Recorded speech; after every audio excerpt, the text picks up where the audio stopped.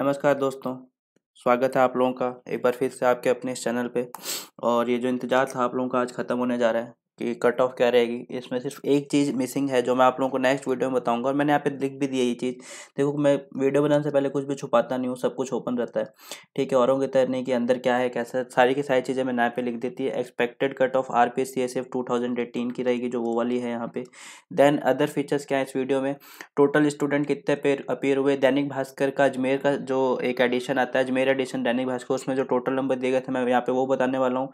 हर subject के कितने % candidate appear हुए हैं वो मैं कैसे बताऊंगा, जो मेरे पास डाटा है उससे। ठीक है, हो सकता है कि मेरी आवाज़ में अभी भी थोड़ी भारीपन हो, क्योंकि मैंने कल जैसे कि वीडियो डाला था जुकाम की वजह से कल नहीं ला पाया था मैं, तो आज ये लेके आ रहा हूँ वीडियो, तो थोड़ा सा भारीपन हो सकता है आवाज़ में। देन एवरेज मार्क्स इस सब्जेक्ट, ये भी किस पे आधारित है, जो मेरे पास डेटा है उस पर। स्केलिंग इज, और नोट क्या है, scaling is not applied in this cut off calculation. ठीक है, ये जो मैंने कट ऑफ का कैलकुलेशन किया है इसमें स्केलिंग अप्लाई नहीं की है। और अभी देखो, मेरी रियलिटी बताऊं तो स्केलिंग का कोई फॉर्मूला है नहीं, एसएससी के फॉर्मूले पे हम बेस रह नहीं सकते। तो मैं एक दो लोगों से और इस पे डिस्कस कर रहा हूँ, उसके बाद पता चल पाएगा।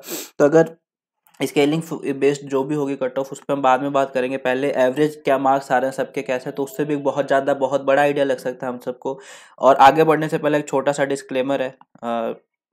डिस्क्लेमर क्या है कि this video is purely based on data received by various candidates. आप लोगों ने जो डेटा प्रोवाइड करा है पूरा का पूरा इस पे बेस है। This may not be the exact parameter, if anything similar is found it will be coincidence. ठीक है, मैंने क्यों लिखा है कि भविष्य में अगर हो सकता है कि जो कट ऑफ है एग्जैक्ट ऐसी चली गई, इसके आसपास भी एक दो नंबर चली गई, तो मेरे ऊपर ये इल्जाम ना लग सके कि मतलब कि कुछ अंदरूनी जानकारी लेके आए हो, ऐसा कुछ ना हो सके। इसलिए पहले से डिस्क्लेमर है, यह वीडियो विशुद्ध रूप से विभिन्न उम्मीदवारों द्वारा प्राप्त आंकड़ों पर आधारित है। यह सटीक पैरामीटर नहीं हो सकता, हो भी सकता है। अगर होता है, अगर कुछ भी इसके समान पाया जाता है तो केवल संयोग होगा। And it is also signed by me. Okay, तो ये डिस्क्लेमर था। अब मैं स्टार्ट करता हूँ इस वीडियो में, आप लोगों को एक एक चीज़ें बताऊंगा। हम लोग बड़ी बारीकी से एक एक चीज़ें देखेंगे। मैं आप लोगों को जो भी डेटा निकल के आए, डेटा से जो भी परिणाम रिजल्ट निकल के आए, उसके बारे में बात करूंगा। तो सबसे पहले आपको दिखा दूं, डेटा कुछ इस तरह से आता है। जैसे आप लोग जैसे फॉर्म भरते हैं, हम लोग उसको एक्सेल सीट में कन्वर्ट करते हैं। तो मैंने आप लोगों को एक इस लड़के का नाम नहीं बताऊंगा, SP करके। अगर जो ये वीडियो देख रहा है ये बंदा, तो ये समझ जाएगा SP क्या है यहाँ पे। तो उसके नंबर्स को मैंने यहाँ पे थोड़ा हाईलाइट करना जरूरी समझा, क्योंकि मेरे पास जो हाईएस्ट मार्क्स अभी तक दिखाई दे रहे थे, इसी के दिखाई दे रहे थे, इसी बंदे के। इसके जीके में, इंग्लिश में, देन एनवायरनमेंट में एंड जियोलॉजी में। तो इस टाइप से पूरा डेटा निकल के आता है। ऑप्शनल 1 का नाम लिखा आप लोगों ने, तो आप लोगों को मैक्सिमम यहाँ पे सॉरी इलेक्ट्रिकल का, ठीक है चलो, मैक्सिमम यही दिखाई देगा। देन ऑप्शनल 1 के मार्क्स यहाँ पे, ऑप्शनल 2 आप लोगों ने फिल किया था, फिर ऑप्शनल 2 के मार्क्स कुछ लोगों से थोड़ी बहुत गलतियाँ हुई है, वो हमने रिफाइन कर लिया था। ठीक है, इसमें कोई प्रॉब्लम नहीं है। देन इंग्लिश के मार्क्स यहाँ पे, और जनरल नॉलेज के मार्क्स। तो सबसे पहले हम इसमें क्या देखेंगे, सबसे पहले हम इसमें देखते हैं कि टोटल स्टूडेंट कितने अपीयर हुए हैं। अगर मैं टोटल स्टूडेंट्स की बात करूँ, टोटल स्टूडेंट्स भास्कर, जो दैनिक भास्कर है अजमेर एडिशन का, जैसे आप लोग जयपुर का देखोगे, बीकानेर का देखो, कहीं का देखोगे, तो वो सिर्फ अपने संभाग के परसेंटेज स्टूडेंट बताते थे कि 27% ने दिया है एग्जाम, 25 ने दिया, कितने ने दिया है। अजमेर संभाग के अनुसार 35,500 समथिंग, अगर मैं इसको 500 लिख दूं तो कोई अतिशयोक्ति नहीं होगी, 35,500 समथिंग स्टूडेंट ने ये एग्जाम दिया है। और 1.25 लाख स्टूडेंट इसमें अपीयर होने थे। ठीक है, 1.25 लाख अपीयर होने थे, तो 35,500 स्टूडेंट ने ये पूरा एग्जाम दिया है। हमारे पास जो डेटा है, मैं सैंपल साइज बता देता हूँ आप लोगों को क्या रहा है हमारा सैंपल साइज। सैंपल साइज रहा है हमारा 3883 स्टूडेंट का। ठीक है, जो सैंपल साइज, जिस सैंपल पे पूरा डेटा बेस्ड है, वो कितने का है, 3883, उल्टा पड़ गया सीधा ये है। तो इतने स्टूडेंट का हमारे पास डेटा है। तो एक एक चीज़ मैं आप लोगों को बताता चल रहा हूँ। उसके बाद मैक्सिमम जो स्टूडेंट है वो एनवायरनमेंट में मेरे को दिखाई दिए, इसमें 63.31, मतलब जिसने भी अपना ऑप्शनल डाला है। मैं ये जीके और इंग्लिश पे बेस नहीं बता रहा, ऑप्शनल पे बता रहा हूँ। मैक्सिमम स्टूडेंट एनवायरनमेंट के दिखाई दिए थे, और मिनिमम मुझे मिले इलेक्ट्रिकल के, सॉरी स्टेट्स के तो 0.08 है, उससे भी कम कितने थे इलेक्ट्रिकल के। इलेक्ट्रिकल के थे 0.06% का मेरे पास आया। उसके बाद स्टैटिस्टिक्स का आया था। ठीक है, तो ये मेरे पास टोटल डेटा आया था। उसके बीच में सेकंड नंबर पे आप लोग जानना चाहोगे, तो सेकंड नंबर पे जूलॉजी के स्टूडेंट थे, एंड थर्ड नंबर पे मेरे पास आए हैं, ये हो गया, सॉरी सेकंड नंबर केमिस्ट्री के, सेकंड नंबर सबसे ज़्यादा बच्चे हैं केमिस्ट्री वालों ने अपने फिल किया है फॉर्म।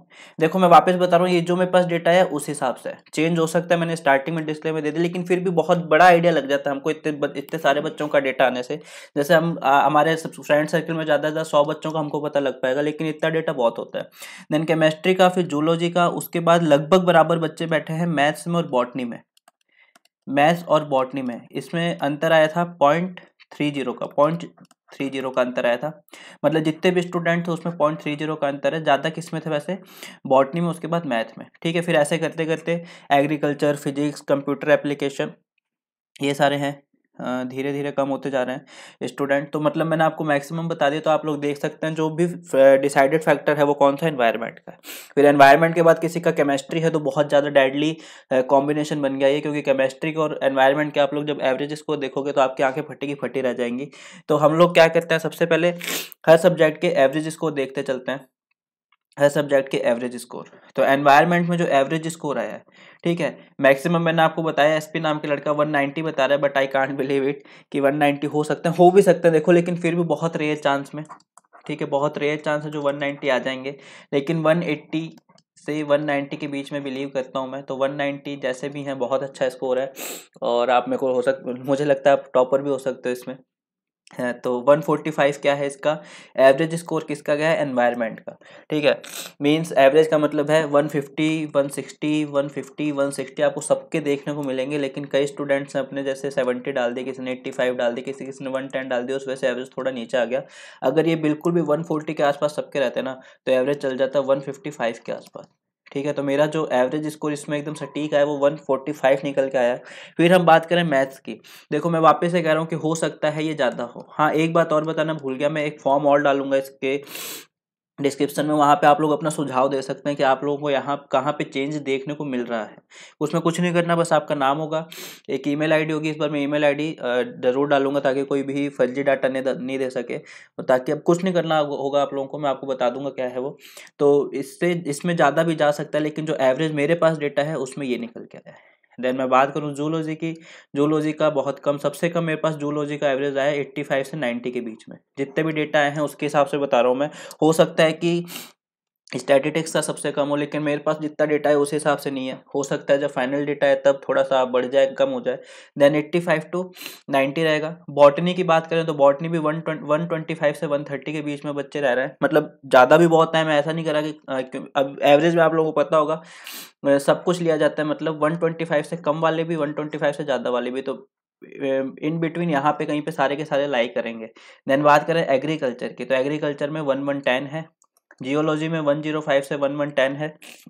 जियोलॉजी में काफ़ी बच्चों का, मेरा जैसे कमेंट में जो भी नंबर है वो मैंने कंसीडर नहीं किए हैं, काफ़ी बच्चों ने 160 तक बता दिए थे, और काफ़ी लोग अभी भी 160 तक बता सकते हैं। ठीक है, तो मैं वो कमेंट वाले कंसीडर बिल्कुल नहीं करूंगा, क्योंकि मैंने पहले कहा था इसको फॉर्म में फिल करके चलना आप लोग, ताकि अब क्या होता है डेटा का आइडिया यहीं से लग पाएगा, क्योंकि हमारे मतलब सारे फॉर्मूले वगैरह अप्लाई आसानी से कर पाते हैं। ठीक है, अब कमेंट्स उठाओ फिर खुद फिल करो, उतना समय या उतना उतनी हम कह सकते हैं ना मेन पावर लगती है, तो उतना पॉसिबल नहीं हो पाता है हम लोगों के लिए।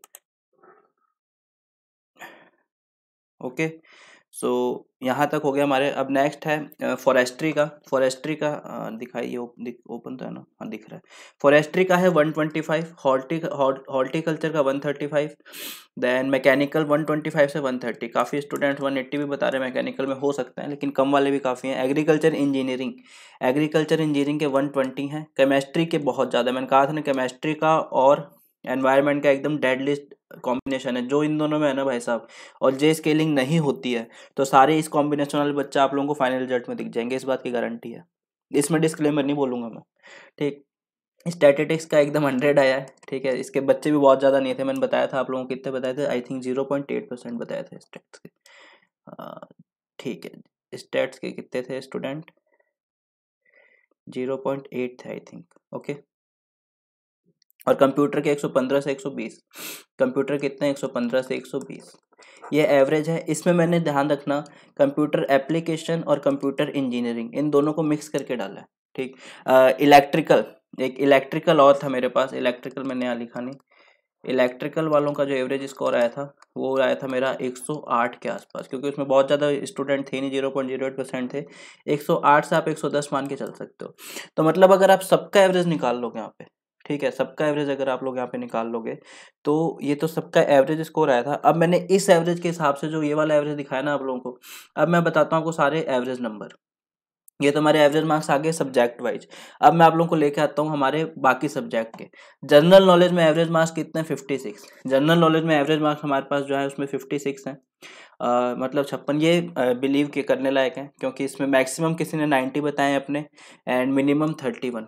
एक 27 वाला भी था, मैंने उसको कंसीडर नहीं किया क्योंकि she has been out from this race. जिसके 27 वो रेस से बाहर हो चुकी हैं, तो उसका कोई मतलब नहीं था लेने का। मिनिमम 31 है, रेस से तो मान लो ये भी बाहर है, लेकिन फिर भी बाय गॉड ग्रेस 2-3 क्वेश्चन इधर उधर होते हैं, तो हो सकता है 36 पे आ जाए। तो वो सारी इसलिए मैंने इसको कंसीडर किया था।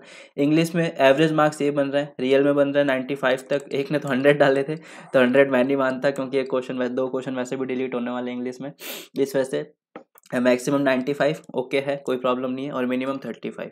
1 नंबर की ग्रेस इन स्पेशल केस इस बंदे को लग सकती है, ठीक है। मैंने बता दिया था वो कब लगेगी, वो वीडियो आप लोग जाके देख सकते हैं। ऑप्शनल 1 में जो एवरेज स्कोर है 154.86।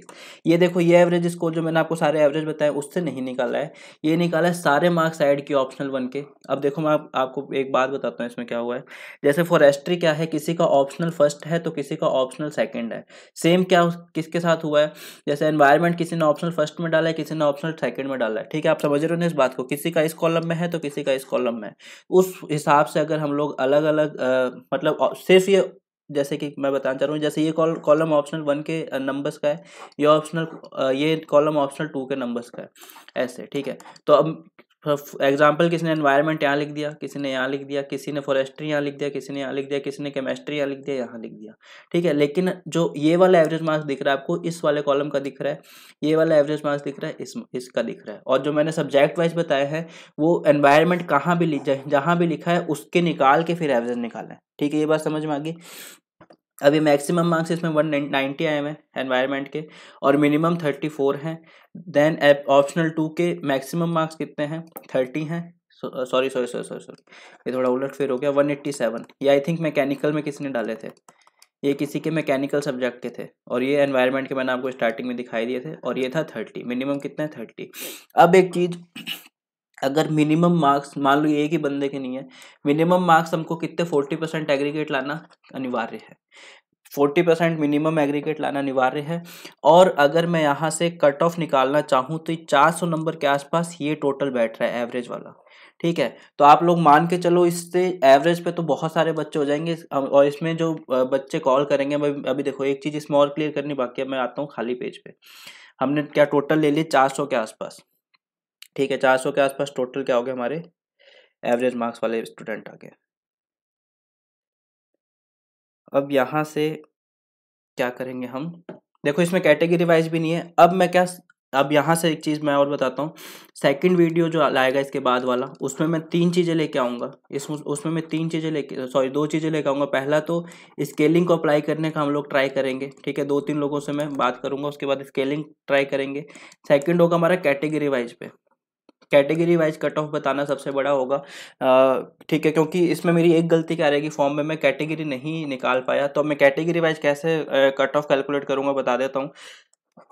आरपीएससी के हाल ही में जो रिजल्ट आ रहे हैं, ठीक है, आरपीएससी के जो हाल फिलहाल रिजल्ट आ रहे हैं, और इसमें मैं ट्राई करूंगा वुमन का अलग से बताने का और मेल का अलग से बताने का, फीमेल मेल का अलग से बताने का। 3 चीज़ें होगी हमारे पास। आरपीएससी के जो हाल ही में रिजल्ट आ रहा है उस हिसाब से थोड़ा सा कंपेयर करके हम लोग यहाँ तक पहुँच जाएंगे, ठीक है। तो उसमें कोई प्रॉब्लम नहीं है। स्केलिंग अप्लाई करने की कोशिश करेंगे सेकेंड वीडियो में।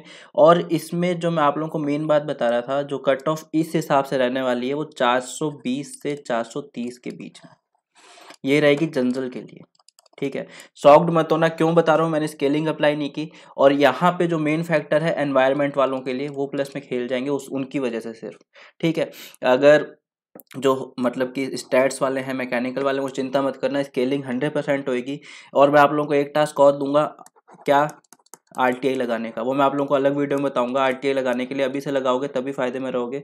किस बात के लिए कि आपको RTI लगा के इन्फॉर्मेशन मांगनी है कि स्केलिंग होगी कि नहीं, और बस यहाँ नहीं लगानी, मैं सब बताऊंगा कहाँ कहाँ लगानी है। तो ये कट ऑफ रहने वाली 420 से 430 के बीच में, ठीक है। प्लस माइनस 20 कर लेना भाई साहब, ठीक है, प्लस माइनस 20 कर लेना। मैं ये नहीं कहूँगा एकदम एग्जैक्ट ये रहेगी, ठीक है। अब आप इसके आसपास अगर स्टैंड करते हो, SC ST वाले अभी टेंशन मत लेना, SC ST OBC और जनरल वाले लगभग यहीं घूमेंगे, ठीक है। इसमें वो फीमेल भी टेंशन मत लेना क्या रहेगा, OBC जनरल वाले इसके आसपास ही घूमेंगे, ध्यान रखना इस बात को। सरपास भी कर सकते हैं OBC वाले, ठीक है। SC ST वाले टेंशन मत लेना, इतने नंबर नहीं है तो कोई प्रॉब्लम वाली बात नहीं है, आप लोग काफ़ी नीचे जाएगी। तो ये था हमारा अभी तक का जो आंकड़ा था, हम इस आंकड़े पे पहुंचे हैं 420 से 430 के बीच वाले हैं। उसके बाद एक क्वेश्चन और उठता है सबके दिमाग में, काफ़ी लोग पूछते हैं बार बार कि पहले फिजिकल होगा या पहले इंटरव्यू होगा, ठीक है। मैंने बहुत बार इसको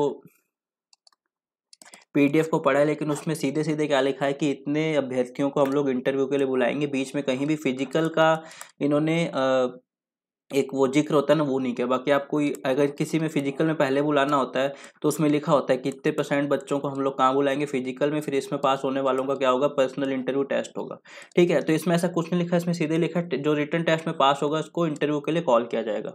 तो ये सारी चीज़ें, ये डाउट्स हैं वो सब क्लियर कर लेंगे हम लोग थोड़े दिनों में। तो अभी तक का जो हमारा लेखा जोखा रहा है, कट ऑफ रहेगी 420 से 430, और इसमें भी प्लस माइनस हम लोग 20 करके चल रहे हैं। SC ST वालों टेंशन मत लेना, OBC वालों टेंशन लेना, मेल वाले, ठीक है, जनरल और मेल। और आप लोग सोच रहे हो कितनी हाई नहीं जाएगी, तो आप लोग बहुत गलत सोच रहे हो। लोगों का पेपर सही में अच्छा हुआ है, लोगों के नंबर सही में आ रहे हैं, ठीक है। ये कब है, जब स्केलिंग नहीं होती है। जब स्केलिंग नहीं होगी तब की बात है, जब स्केलिंग होगी तब काफ़ी सीनियर बदलेगा। मैंने वापस बता दिया, हमको स्केलिंग का कोई एग्जैक्ट फॉर्मूला नहीं मिल पा रहा है, इस वजह से प्रॉब्लम हो रही है। तो ऐसी अपडेट के लिए हाँ, एक बात और, मैं लिंक में डिस्क्रिप्शन में एक फॉर्म दे रहा हूँ आप लोगों को। वो फॉर्म आप लोग जरूर, आपका जो भी सुझाव है, ठीक है, थोड़ी सभ्य भाषा का प्रयोग करते हुए उस सुझाव को जरूर देना।